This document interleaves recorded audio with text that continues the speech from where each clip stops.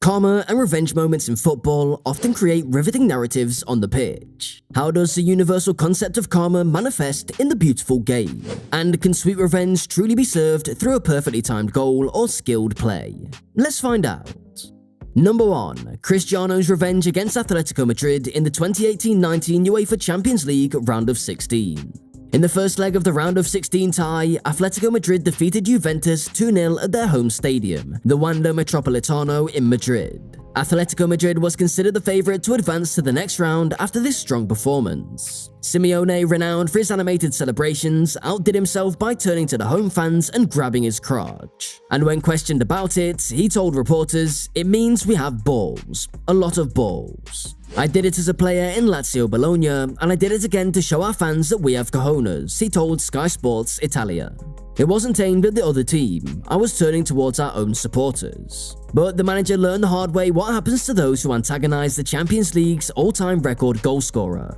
Far from taking the taunts lying down, Ronaldo held up 5 fingers to signify his 5 Champions League titles in the mixed zone as he left the stadium before embarking on his revenge. Before the return leg, the forward told friends and family he would score a hat-trick against Atletico, reported Spanish publication Marca.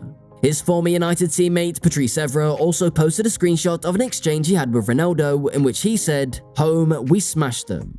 However, in the second leg at Juventus Stadium in Turin, he scored 3 goals, securing a 3-0 victory for Juventus. With this stunning performance, Juventus advanced to the quarterfinals of the Champions League, overturning their 2-0 first-leg deficit. It was a remarkable comeback, and Cristiano Ronaldo was undoubtedly the hero of the match. Ronaldo then couldn't resist rubbing salt in the wounds for Simeone by mimicking his celebration post-match. The gesture cost him a £17,000 fine, but Simeone did not have a problem with it. The match and Ronaldo's hat-trick were widely celebrated and remembered as one of the iconic moments in Champions League history. Number 2. Argentina vs Netherlands World Cup 2022. Louis van Gaal had indicated that the Netherlands will seek revenge against Argentina for their elimination in the 2014 World Cup at the hands of the Albiceleste. Argentina beat the Dutch side on penalties in the semi-finals of the tournament that took place in Brazil to reach the final, where they lost to Germany. "Messi is a player who can decide a match in an individual action," Van Gaal said. "In the semi-final we played against Argentina in 2014, he didn't touch the ball and we lost on penalties. Now we want our revenge." The former Barcelona coach went on to reveal that his plan is to retire after the 2022 World Cup is over. "In principle, I will retire, but one should never say never," he added. Netherlands have gone 19 games unbeaten, and Van Gaal believes that they could go all the way to World Cup glory. "I said that we can be champions, not that we will be," he stressed. "But in the end, if we're not, we cannot say that we have failed." Argentina beat the Netherlands 4-3 on penalties in a dramatic match at Lusail's iconic stadium to set up a semi-final against Croatia, following their World Cup quarter-final finish at 2-2 after extra time. A total of 17 yellow cards were handed out in the match, which looked to be going Argentina's way, until the Netherlands equalised in the 10th minute of stoppage time. The Argentina players, including Messi, showed cupping his ears in the direction of Van Gaal and coaching staff after netting the winning goal in the penalty shootout.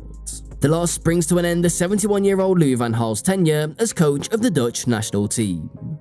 Number 3. Karma taught Richarlison against the Liverpool game. There was more than a hint of karma coming home to roost at Anfield on Sunday, seconds after Richarlison thought he had completed a historic comeback for Tottenham against Liverpool. It took less than 15 minutes for the Reds to go 3 goals up on Merseyside, but Spurs somehow fought back to pull level in the 93rd minute thanks to a well-placed header from Richarlison. The Brazil international applied the finishing touches after earlier finishes from Harry Kane and Heung-min Son helped cancel out Liverpool's trio of goals from Curtis Jones, Luis Diaz and Mohamed Salah. But the North Londoners were ultimately left with egg on their faces after a wild reaction to their misfiring forward's deft equaliser, only to crumble with seconds remaining. Richarlison whipped out his signature celebration in front of the Anfield faithful, flexing his wings and earning a yellow card for his troubles after removing his jersey in the process. But it was not to be the point-snatching protest Spurs thought it was after Lucas Moura's misplaced back pass played to Diogo Jota for the decider just 99 seconds later. It's not easy to pull off a bird-based celebration at the best of times, but Richarlison's move was made to look a bit more misplaced in hindsight. Number 4. Kevin De Bruyne got revenge on ex-girlfriend.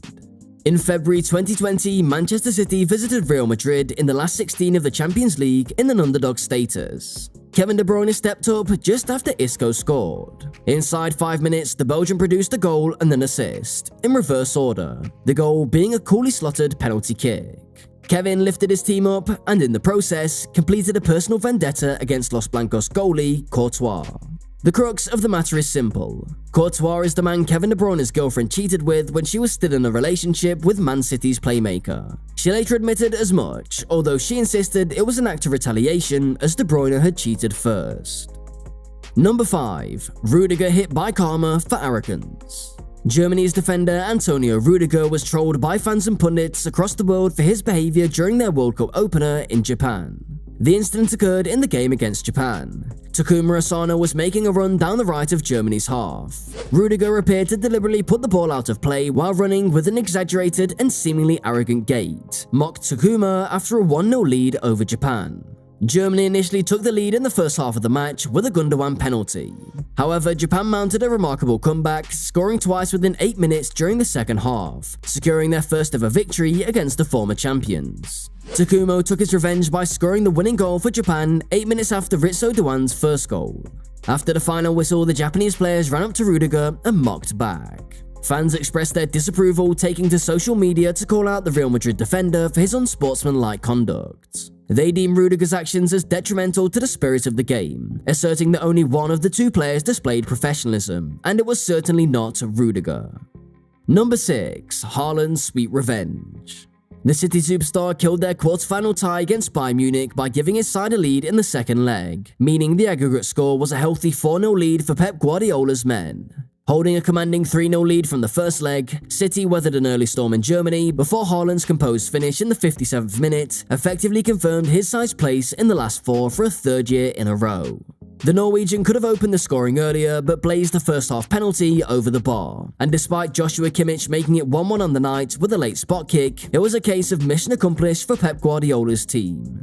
After his goal, he made sure to shut up the Allianz Arena, a stadium that had only brought pain for the Norwegian earlier in his career. Previously of Borussia Dortmund, Haaland entered this quarterfinal tie with a record of 7 defeats in 7 games against the Bavarians. That torrid run ended when he scored in the first leg, but doing so in Munich clearly brought the striker plenty of joy. Number 7. Alisson responds to Pickford's time wasting. Liverpool were frustrated throughout the early hours of the Merseyside derby as Jordan Pickford continually wasted time, which Alisson called back to later on. Everton arrived at Anfield with a clear game plan: play as little football as possible.